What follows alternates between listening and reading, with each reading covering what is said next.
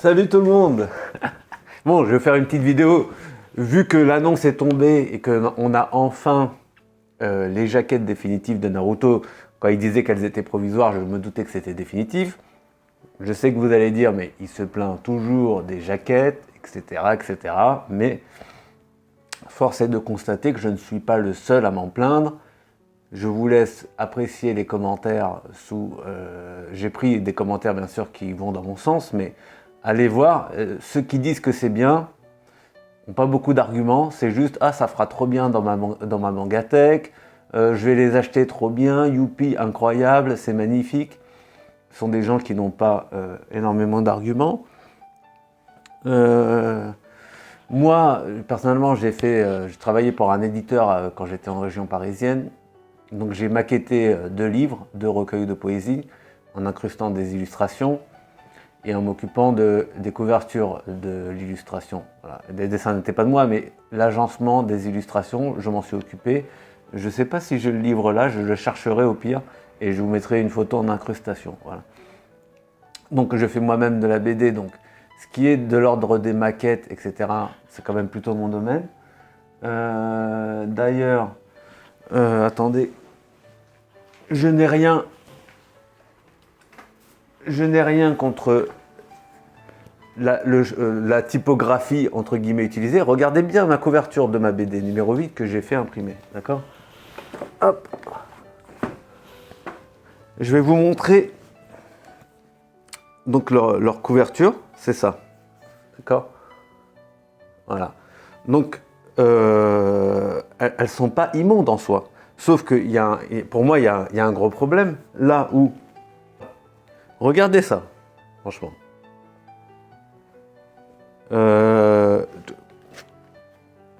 Honnêtement, laquelle est plus jolie? On est d'accord que l'original, encore une fois, est plus jolie que la nouvelle édition. D'ailleurs, cette typographie, elle ne correspond pas du tout à Naruto. C'est une typographie très carrée, très froide. Alors, il y en a qui peuvent dire que c'est un peu japonisant, moi je ne trouve pas. Mais d'une, c'est rouge. Rouge, c'est la couleur, ça dégage une froideur. Ben, c'est un rouge un peu orangé, mais c'est quand même une dominante rouge. Pour moi, ça évoque plus la froideur que j'ai utilisée pour numéro 8, où on sent une mélancolie dans la couverture. Le couleur blanc, c'est pour dire que c'est froid, qu'il y a un manque d'humanité. Et la typographie impact rouge, c'est pour dire que c'est cruel. Vous voyez? Là, c'est pareil. En fait, la typographie est très rigide, voire froide. Le rouge évoque la cruauté, alors que Naruto, c'est le orange. Et le orange, ça évoque la couleur du renard, ça évoque la couleur du feu. Et regardez, là, on a une vraie dominante orange sur la page, et non pas blanc. Et là, on a une dominante blanche. Regardez bien la différence. Même si tout est blanc dans l'original, quand vous regardez une couverture de Naruto, la dominante, c'est le orange. Regardez.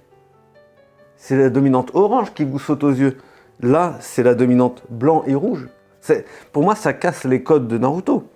D'ailleurs, la couleur orange du titre évoque la couleur du renard, mais évoque aussi la flamme de l'amitié, de la passion, et puis la flamme intérieure de Naruto. C'est-à-dire que, comment dire, de la volonté de Naruto, en fait. C'est ça qu'évoque le orange.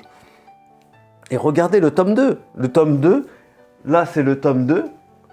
Et donc, ils ont pris Zabuza, hein, ce que je comprends, mais regardez, ça veut dire qu'on n'aura pas la 2 et la 3 de l'édition normale, on n'aura pas ces magnifiques couvertures. Ils ont choisi celle-là, avec les Zabuza et tout. Il y a quelqu'un qui a posé une question dans les commentaires. Ils ont dit pourquoi ne pas avoir... D'ailleurs, je vais garder l'iPad. Il y a quelqu'un dans les commentaires qui a dit pourquoi ne pas avoir demandé à Kishimoto des illustrations originales, alors que bien sûr qu'ils auraient pu le faire. Ils ont dit qu'ils l'ont fait et que c'est Kishimoto lui-même qui a demandé à garder les illustrations originales. Alors peut-être qu'il avait la flemme, mais je pense surtout que Kana n'a pas proposé un montant assez intéressant pour pouvoir le faire. Je pense que ça a été la facilité.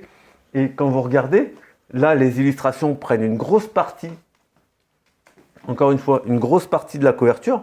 Ça fait que là, on n'a pas beaucoup le fond blanc. L'illustration est dominante, alors que sur la nouvelle version, le blanc est trop présent en fait. Alors la frise, là je vais vous faire une incrustation, mais regardez la frise encore une fois. avec un gros titre qui peut être sympa.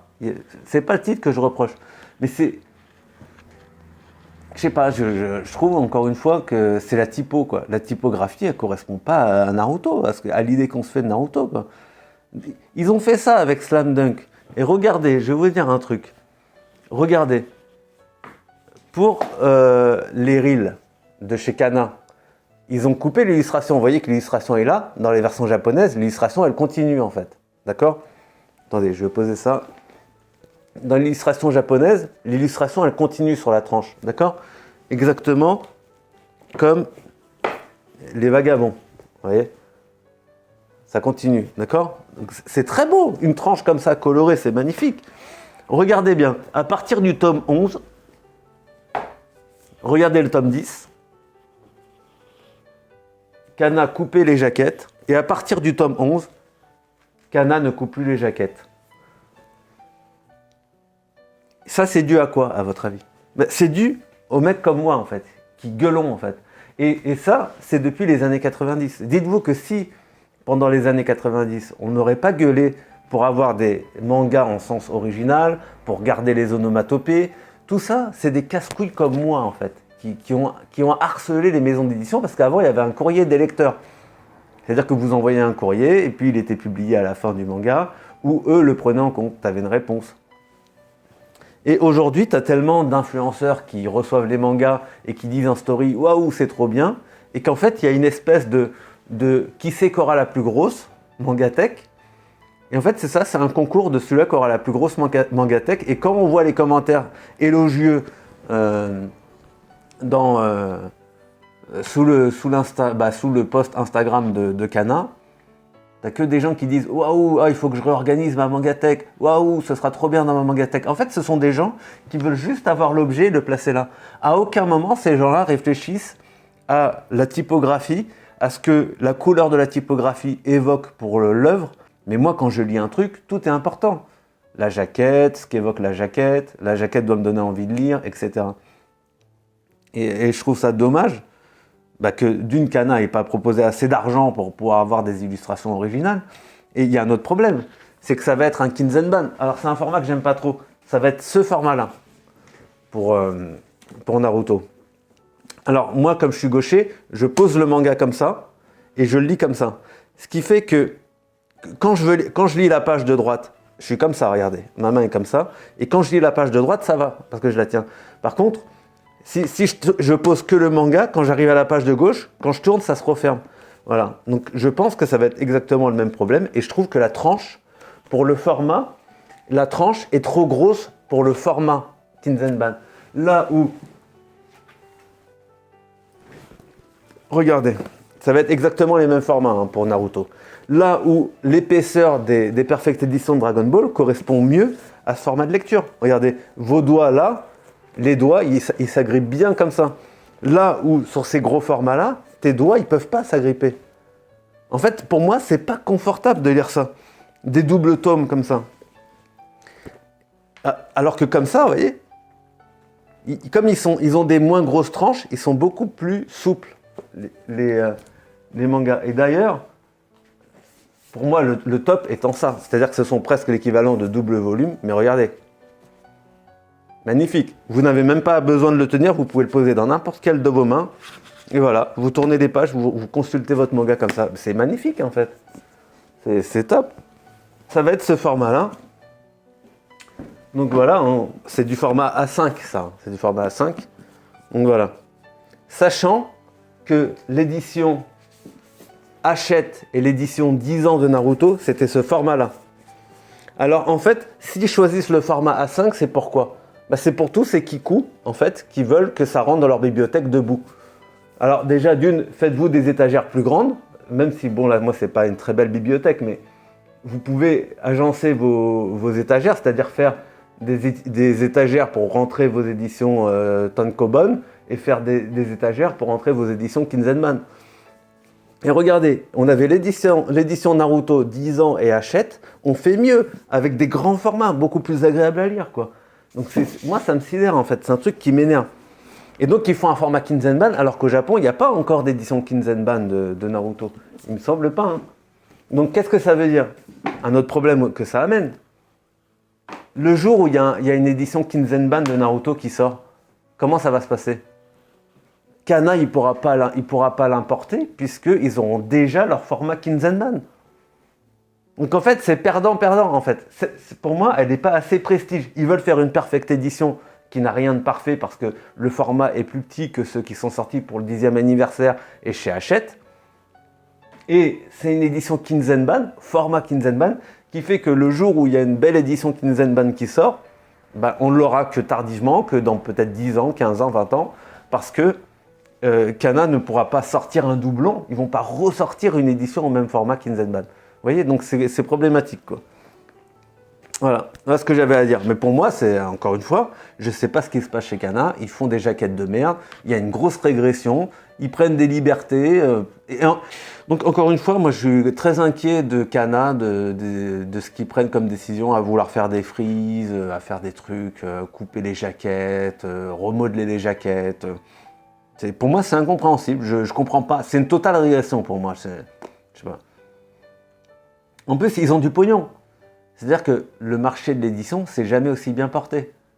Ça veut dire que Kana a l'argent nécessaire pour demander ou exiger quasiment de quand ils veulent faire des nouvelles éditions, ils disent à Kishimoto, bon, on te met 30 000 € sur la table, tu nous fais 30 illustrations originales pour les tomes de Naruto. Ou 50 000 €, ils pouvaient les mettre. Combien de millions, combien de centaines de milliers d'euros ils ont fait avec Naruto, Kana? Ils ont fait des centaines de milliers d'euros, clairement. Bon, sinon, on a aussi les jaquettes. Il y a Evangelion qui sort bientôt, attendez que je vous dise pas de conneries. Evangelion, ça sort le 18 mai. Le 18 mai, on a le retour d'Evangelion. Bah voilà, Glénat va reprendre Trait Portrait, je crois que c'est Glénat qui sort ça. Et ils vont reprendre l'édition, Perfect Edition, en format A5.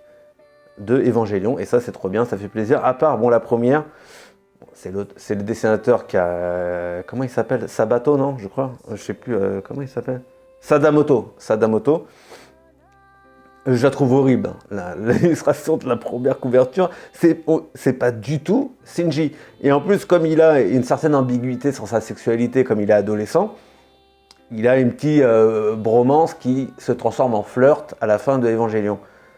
Mais il fait très hétérosexuel, Shinji, dans l'animé. Là, Shinji ressemble déjà presque à un trap, quoi. C'est presque un ladyboy, quoi. Donc je trouve ça abusé qu'on ait un mec qui fait assez hétérosexuel, très normé. Là, on te le fait efféminer, comme s'il devait être efféminé pour avoir des penchants gays. Tu vois, je trouve que c'est une insulte, en fait. Mais bon, après, c'est moi, je suis un vieux con, etc. Mais sinon, Rei est magnifique. Et j'ai pas les autres, j'ai pas téléchargé les autres, mais même là, on a Sakura, je crois, c'est ça non. Je me rappelle plus comment ça s'appelle.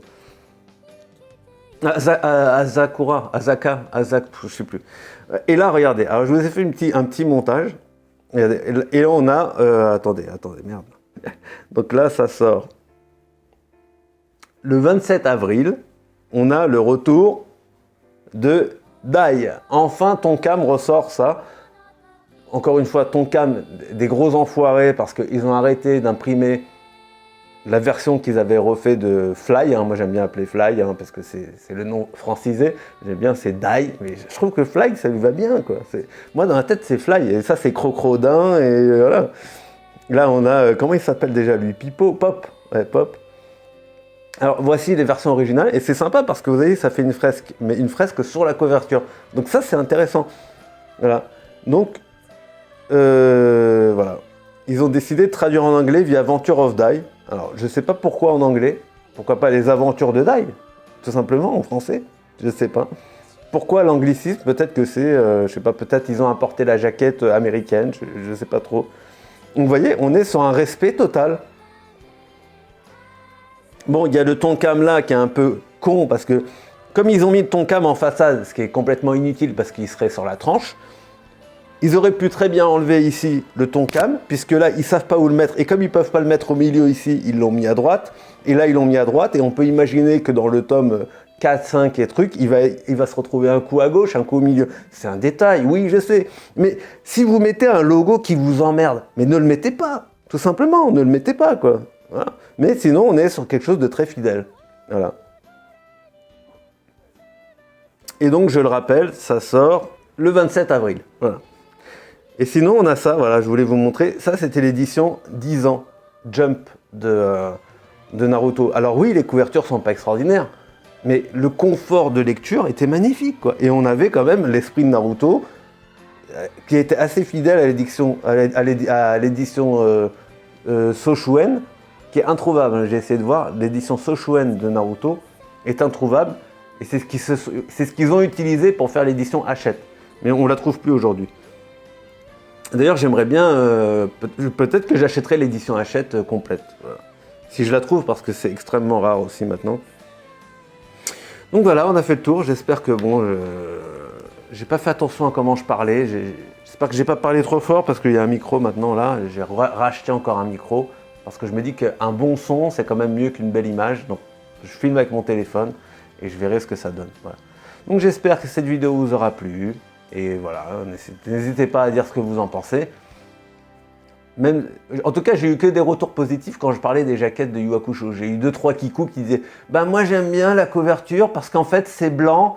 Par contre, c'est vrai que si ça aurait été noir, la frise de Yu Hakusho, ben j'aurais pas trop aimé. Voilà. Des arguments d'un enfant de 8 ans. Ou t'as quelqu'un qui me dit « Ah mais attends, mais tes arguments tiennent pas. » J'ai dit « C'est pas des arguments, c'est un avis. » Sauf que moi, je suis pour le respect total de l'œuvre originale, et les lecteurs comme moi, dans les années 90, on s'est battu pour avoir des répliques exactes des éditions originales. Là, pour l'édition de Naruto, vu qu'il n'y a pas d'édition Kinzenban à importer chez Kana, ils ont voulu faire une genre d'édition à la Panini, là. D'accord ? Et je vous ai dit, moi, je suis pas fan de l'épaisseur des mangas. Je trouve ça trop épais, ça fait mal aux doigts, en fait. Quand tu tiens comme ça ton manga, moi, ça me fatigue. Mes doigts, ils sont tendus comme ça, là. Je trouve ça fatigant, en fait, à lire. Là où c'est une tranche beaucoup plus fine et beaucoup plus... vous voyez, les coins, là, ils font mal aux doigts, en fait.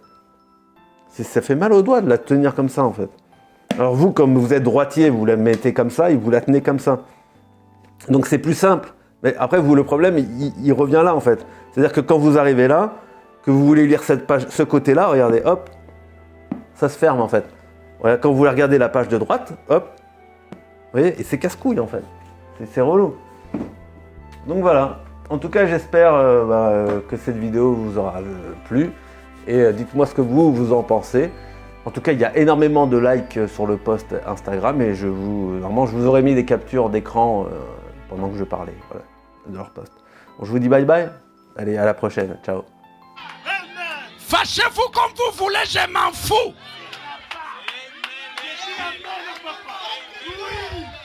Sembrana me déclare. Si quelqu'un croit ça qu'il disait, amen. D'accord, ok. Merci, au revoir. Au revoir, merci.